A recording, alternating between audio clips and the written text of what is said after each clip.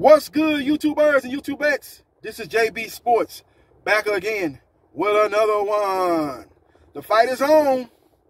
The ring issues have been resolved according to WBO welterweight champion Billy Joe Saunders, who faces his tough and stiffest test when he takes on Cash Cow Boxing on many people's pound-for-pound list, Canelo Alvarez. The fight's going down May 8th on DAZN in Arlington, Texas, at AT&T Stadium, home of the Dallas Cowboys. This is going to be a great matchup, a very intriguing matchup. Anytime you got two champions facing off in a particular division, it's a must-see TV as far as I'm concerned, if you're a boxing fan, and specifically if you're a hardcore boxing fan. Now, this fight here is going to actually bring in a lot of the casual boxing fans. That's the cachet that Canelo Alvarez has over pretty much every fighter in boxing outside of maybe Anthony Joshua, Manny Pacquiao.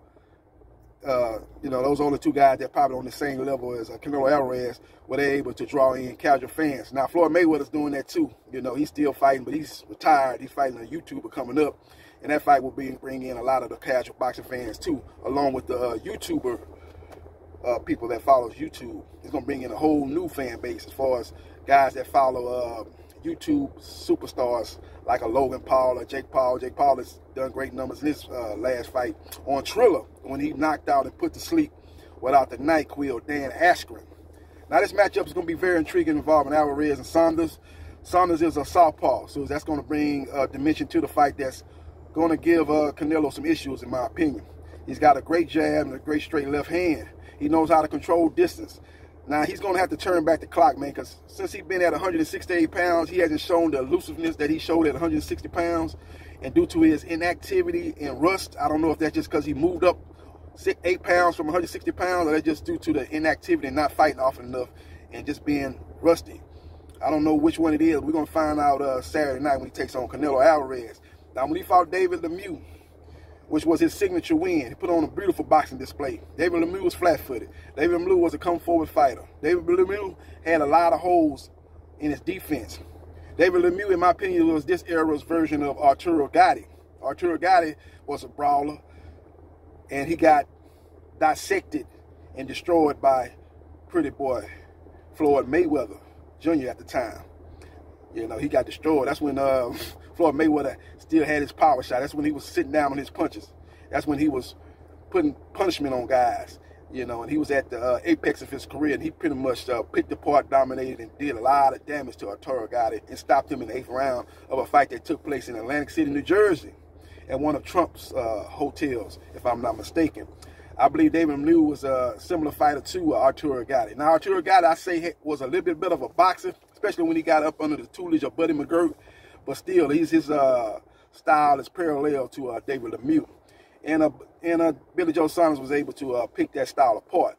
Now, his second best win, because I think is a better opponent, but his second best win because the cachet was not as big as a David Lemieux. David Lemieux did a pay-per-view fight with Triple G, and he had several other high-profile fights, so he had a bigger name going into that fight with Billy Joe Saunders. And it actually was a true 50-50 fight. By a lot of boxing experts, thought that fight was a 50-50 fight, a toss-up fight. I didn't think that fight was a toss-up fight going into it. I thought Billy Joe Saunders was going to pick him apart, man. I didn't think he was going to dominate him to that level, but I thought he would win a clear decision, and he won basically a lopsided decision over David Lemieux. Now, as far as Andy Lee goes, that's his second best win at 168 pounds, and I think he's going to have to turn back the clock and fight similar to that fight as he knocked down Andy Lee. I believe it was early in that fight. The first half of the fight, I'm not going to say what round. I think it was either round 2 or round 3. He dropped Andy Lee once, and maybe even twice. But that fight was a very close and competitive fight. Andy Lee was able to come back and rally and close the gap in that fight. But that was the first time I actually seen Billy Joe fight. And he put on a sensational performance against Andy Lee, man. He did a lot of job. He was able to basically outbox the taller, longer, rangier fighter. But the guy that Andy Lee did not use his height well. He was coming forward, and Billy Joe Saunders was able to catch him with a lot of shots, and he was able to make Andy Lee pay for his over-aggressiveness, and he's able to win a clear decision victory. And that fight took place in the UK. He's going to have to fight to that level, but again, those two fights were at 160 pounds. Since he went to 168 pounds, he has not shown the same elusiveness as he showed at 160 pounds. Now, Canelo Alvarez, now the question is at hand is he better than when he fought Floyd Mayweather Jr.? Is he a better fighter than when he fought Erzurumildo Lara? Is he a better fighter than when he fought Austin Trout? That's going to be the question. And one way I'm going to answer that is he's a better fighter in this regard. His stamina is better. You know, in that first Triple G fight, he gassed out in that fight. And that's why I thought Triple G actually clearly won that fight. I thought he down the stretch in championship rounds. He showed a lot of fatigue. He was able to kind of rally and fake his way at the end of a lot of those rounds and throw some punches that didn't really do that much damage to Triple G. And maybe he stole some rounds at the end in a lot of those judges' eyes in a fight that I didn't think he won. But he had stamina issues early on in his career. He don't have those stamina issues. He's able to fight at a high level from round 1 to round 12. He showed that in the second Triple G fight. I think that's where he's improved than what he was early in his career. Another thing he's improved is he's cutting the ring off better. He's cutting the ring off better. He has improved. Some people say, oh, man, he ain't improved. He just improved in picking his opponents better. That's the only thing he's improved in is how to pick his opponents. He's not fighting those guys that are slick, technical, skillful boxers. He's fighting guys that's pretty much flat-footed, that's going to stand in front of him and where he can do his damage and get off his combination shots and use his superior hand speed. Because himself is a guy that's flat-footed and don't have quick feet. So he's saying he's better at choosing his opponent. But I have to disagree with that. I think his stamina got better, and I think he does a better job of cutting the ring off. He didn't do a good job of cutting the ring off in the Erzurumildo Lara fight.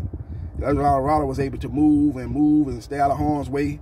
Or what Erzurumildo Lara problem was is that later on in that fight, he wasn't letting his hands go enough. He was able to make Canelo miss, but he was not making Canelo pay for missing in the second half of that fight enough to pull that fight off. It was a very close fight, man. I thought he edged the fight out, but it was close. I had it 7 rounds to 5 Erzurumildo Lara, but it was a couple of swing rounds, so I could either see it being 6-6 draw or 7-5 Canelo Alvarez. It was a lot of close rounds that Lara should have put a little bit more of a stamp on those rounds, but he did too much movement and not enough punching. Now, I think Canelo Alvarez is going to be able to cut the ring off against a guy that's not as elusive as he was at 160 pounds. If this fight was at 160 pounds, maybe 3 or 4 years ago, I would give Billy Joe Saunders an excellent chance to win this fight. But this fight being at 168 pounds and due to Billy Joe Saunders' inactivity, I see Canelo Alvarez winning a clear, unanimous decision. I see him basically cutting the ring off, chopping him down, working the body, able to catch him with 2-3 punch combinations.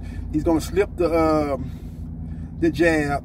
He's going to come over the top with the over the left with the right overhand right. He's going to be trying to hit him with the left hook to the body. And he's just going to be the guy that's the more harder puncher, the more solid puncher, the more busier puncher, the more fundamentally sound fighter, the guy that's been more active, the guy that's been in the ring more often. I think all that's going to be on display May 8th in AT&T Stadium. I think Billy Joe Saunders will cause some problems because he's got a good jab, and I think he will be able to land that jab. Sergey Kovalev landed his jab before he was put to sleep without the NyQuil in that fight at a light heavyweight versus Canelo Alvarez a couple of years ago. I think Billy Joe Saunders will have some of the same success, but I just think his stamina issue is going to actually play a part against him, not Canelo Alvarez. I think he's going to get tired, and I think Canelo Alvarez will walk him down and chop him down like a tree and ultimately win a clear, unanimous decision and become not only the WBA and WBC champion, but also the WBO champion, 168 pounds, and then get one step closer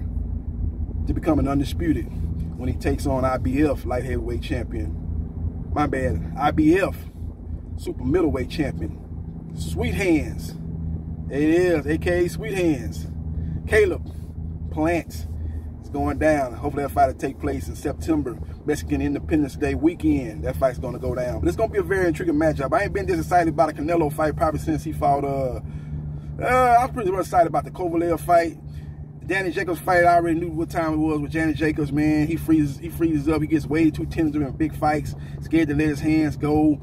You know, he just doesn't know how to relax when it gets down to a big fight. I thought the atmosphere kind of got to him, and Canelo Alvarez won a clear decision victory 8 rounds to 4 against Jacobs. But I was excited about I was just very excited when the first Triple G fight took place. I was very excited about that fight. Even the second fight was very excited about that fight. So I probably haven't been this excited since the Sergey Kovalev fight for Canelo Alvarez. Except for the fact that he was moving up to light heavyweight division, fighting a guy that was known as a puncher and a solid boxer. So that fight had me very excited and very intrigued. So his last couple of fights, Callum Smith, wasn't excited by that, man. I thought Callum Smith lost to John Ryder. I wasn't excited by that.